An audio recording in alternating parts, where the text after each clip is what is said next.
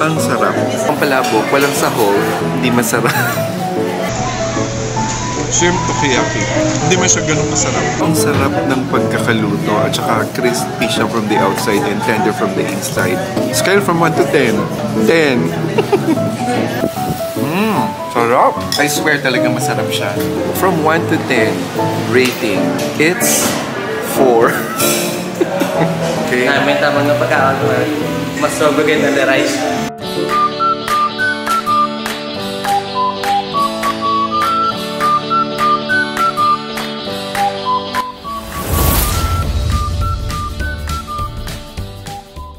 Hello mga kachinoys!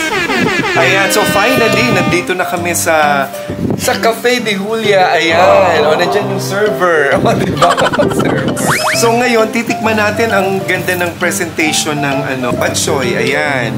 So nakikita nyo with egg, atay, and chicharon. Unfortunately, ay hindi ako kumakain ng atay, pero may tagakain ako ng atay. Ito yung mga muffin. Look naman, oh, ang muffin. So meron akong chocolate muffin, and then, banana bread. Ayan. Ayan, so tikman natin. Ayan, masarap yung bok choy tsaka mami talaga kapag may paminta. Ayan. So, yung sa'yo, so far, masarap? Ang judgment? Yeah. Sakto yung lasa? Parang pets din. Oh, diba? Ayan, guys, so, judgment time. I swear talagang masarap siya. Ako, hindi ako nagsisinungaling. Alam ng mga kaibigan ko yan, diba? Pag may gusto daw kayong ipatikim, kung talagang masarap, ipatikim nyo sa akin kasi kahit friends ko, sasabihin ko kung ano yung kulang. Ayun. Yun naman yung tama, di ba? Hindi porke friends mo, sasabihin mo masarap kahit hindi. Para merong room for improvement, tama? So ito masarap talaga. Harap. I can't fix it. Kain na tayo. Paano ka? Instant baby boy. No, he was Ang bait-bait ni Earl, guys. Gusto ko ganitong anak ko mabait. Diyos ko! Parang nandito na yung bistro group, guys. Grabe, oh. Ayan. So, kita nyo naman yung yung mango shake. Presentation pa lang, todo na to talaga. Pang 5-star. Oo naman. O, sige, tikman natin. Ang sarap. Ayan, ako talaga favorite ko ang mango, lalo na yung hinog talaga. Sobrang sarap ng banana cake, I swear. Sarap. Parang moist-moist siya na parang. Oo, super moist, malambot. Iba talaga kapag yung gawa sa lakatan yung banana bread. Sobrang sarap at saka yung aroma niya kakaiba. Ang bango. Super favorite. Hello guys! So nandito kami sa SM City again. Nandito lang kami kahapon. Ngayon kumakain kami ng katapos ako ng siomai, which is ubos na. Tapos bumili ako dito sa yung Okal Takoyaki na yan. Ayan. So meron silang shrimp, squid, and pork chicken takoyaki. So ito siya for 60 pesos, 4 na piraso. Mukhang masarap. So we're going to try. And bumili rin kami ng super jumbo hotdog. Ito na yung part ko. So parang kumakain kami ng mga street food na mas level up kasi nandito sa SM tsaka mas malamig.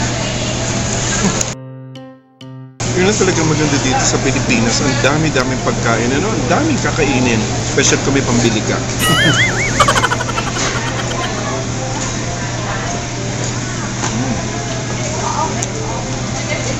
Shrimp takoyaki. Sakto lang. Hindi man siya ganun kasarap. Okay, ma'am. Hello mga kachinoys. So, nandito kami ngayon sa Molo. Ayan, yung nakita nyo na Molo Church na maganda. So, andito kami anyway. Kumakain kami ng dinner dito sa Andox. Kasi the last time kumain kami dito matagal na.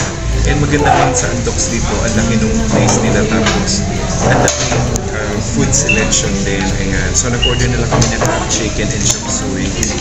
And, ayun, very reasonable price actually. Ayan, so, let's eat!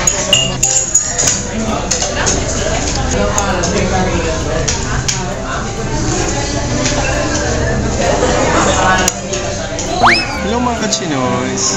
So meron ako i-share sa inyo. First time kong kumain ito, try ko sa Jollibee. Meron silang tinatawag super meals daw. Okay, so basically parang merienda siya.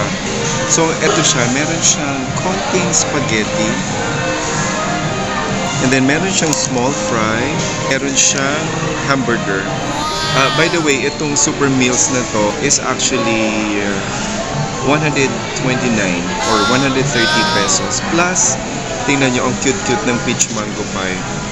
Peach mango pie, 45 pesos. Ayan. Ayan, so let's eat. Panalo pa rin yung Jollibee Yum Burger. Same old burger. Masarap pa rin siya. Langhap sarap. Hello mga kachinoy. So nandito kami ngayon sa La Paz. And then nandito kami sa Joss Chicken Inato. Inato means like inasal. Here at Joss Chicken Inasal, the ambiance is very cozy and relaxing. The decorations reminded me of Nando's restaurant back in Australia. And the food servings is actually generous. And the prices is very reasonable. So, dito na yung food, guys. At mukha namang masarap. And actually, very generous yung serving. At saka yung chicken niya, it looks very juicy. Tapos, ang dami ng sotangon. Hindi ko na-expect na ganito. For the price of 195, you know? This is already, cheap. Very reasonable. So, try. Tapos, ito yung sinasabing Guyabano shake fresh. Tikman natin. Okay lang. Hindi ganun kasarap yung Guyabano. Hindi siya actually lasang Guyabano. Ayan si Lloyd. Ayan. Thank you, Lloyd. So, yung pagkain okay naman siya, yung pansit manong luto. Medyo na-overcook na konti yung sotanghon noodles. And then yung shaking, it's a generous portion. Kaya lang parang hindi ka yung pansit, so hindi siya ganun kainin. Ayan. Hindi siya ganun kabagong luto out from the grill. So, from 1 to 10. Okay, so it's 7.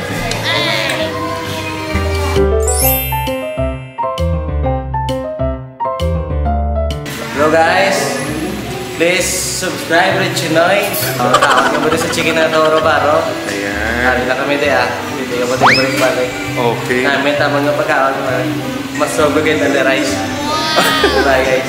Okay, sige. Thank you, Lloyd. Bye-bye. Ayan ang mga OJT ng Joss Chicken. Say hi! Ayan, thank you!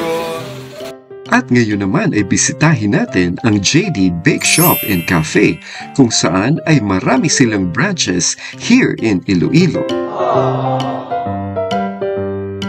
So, first time namin kakain dito sa JD Bakery and Cafe. Ayan.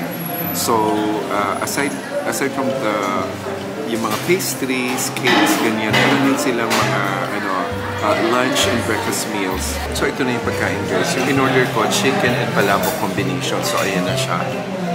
And then, sinoy. Ang ganda-ganda nung presentation nung bang silog.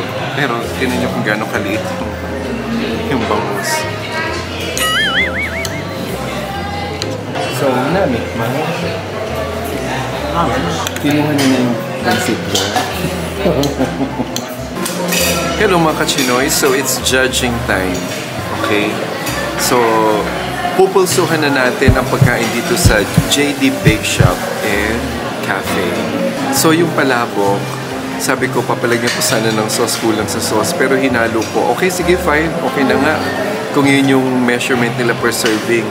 So, ang palabok, walang sahog, may isang pirasong itlog or isang slice, wala. So, maalat siya. Hindi masarap. Okay, tapos, yung fried chicken, okay na, ayos lang. Yung drumstick, tinusok-tusok nila para lumapad siya. Akala ko ang breast kanina. Nakakadismaya yung bangus ni Noy kasi overcooked. Talagang grabe. Para siyang chicharon. Naging chicharong bangus. From 1 to 10 rating, it's 4. So far, yun yung pinakamababa sa lahat ng nakainan namin dito sa Iloilo. Grabe, 4 talaga. Alam mo yung, sabi nila kung libre, huwag kang magreklamo. Pero kung yung binayaran mo yung pagkain, tapos ganun yung lasa, syempre, gutom ka, kailangan kainin mo. So, kinain lang namin. Ayun guys, so that's the review for JD Cafe. Ayan. And last but not the least, Halina at dito naman tayo kumain sa Ponchon by Breakthrough Restaurant. We end up guys eating dito sa Ponchon. Ayan. Meaning of Ponchon. This is actually my third time. Ayan. And syempre kung hindi ka naman nag-enjoy at nasarapan din sa pagkain, hindi ka babalik, di ba? Ayan, may free. I don't know kung free ito, mamaya i-charge ka. While waiting, meron kang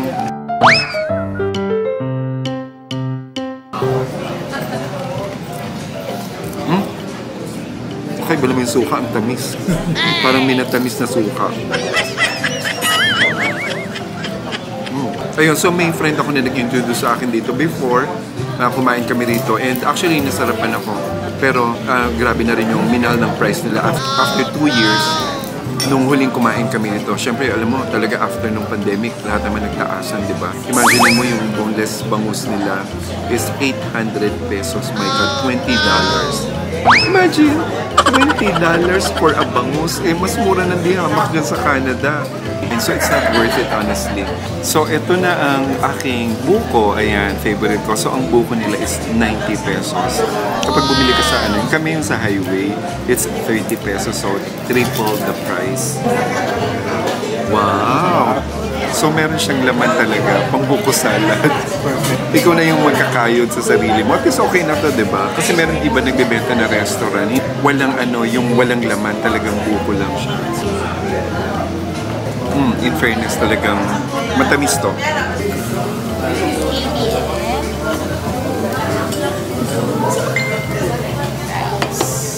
Hi guys! Hi guys, ito po yung KBL, Kadyos Baboy Nangka. As you can see, yan yung baboy, tapos may Kadyos. Kadyos is a parang brown black beans na masarap. This is one of Ilonggo's authentic cuisine. Talagang dito lang sa Visayas kasi may one ito, may batuan. Yung pampaasim niya is may batuan. Then this one is the sizzling crab. Thank you. So, kain na muna tayo, guys. Sabi ko mamaya ako mag-food review, di ba? Food review. Pero hindi ko na siya matiis, so ngayon ako mag-food review. Itong sizzling crab meat na to. Pang third time ko nang natikmang. Consistent siya. Ang sarap. And then, hindi ako big fan itong KBL. Hindi ako big fan yung Kadyos Langka Baboy. Pero yung dito, ang sarap din. At eto na. Ayun, so itong hito or dito sa Ilonggo, pantat, elementary pa ako nung huli ako nakatikim ito. So ngayon tinikman ko, guys, ang sarap. Ang sarap niya, I swear. Dati parang ako nadidiri dito. Pero ang sarap ng pagkakaluto at saka crispy siya from the outside and tender from the inside. Scale from 1 to 10. 10. So first time na kanainin namin dito ha, na number 10, perfect 10 yung score ko. O ikaw naman, ano ang hatol mo? From 1 to 10 scale? 9.9. Ay, may 1%. Ano yung 1%? Ay, hindi masyadong sa yung vlog niya. Mas masarap last time. Ay, okay. So, 9.9. Di ba itong buko? Sabi ko, solve na solve ko sa akin, especially may laman sa loob. So, super kayod ko talaga. O, tinikman niya, matamis talaga. Sabi nga namin, paano pinili ko? 2-in-1, may juice ka na, dessert ka pa. Ayan, so ayan si Sheila. Ayan, good evening. O, invite mo sila. Sa lahat po ng mga followers ni Sir Reg Noy, welcome po kayo dito sa Ponchon by Breakthrough. At as well, Iloilo City. Ayan, okay, thank you guys. So yung mga nandito sa Iloilo guys, I'm telling you, kumain kayo rito kasi this is my third time and the food is always delicious. And there you have it mga kachinoys. At kung kayo ay napadaan lang sa aking channel, please don't forget to hit the subscribe button, like, and click the notification bell for my latest videos. Once again, ito po si The Red Chinoy na nagsasabing, huwag malungkot, hindi na maging masaya dahil ang bukas ay may hatid na tagumpay at ligaya. Take care and God bless everyone. Paalam!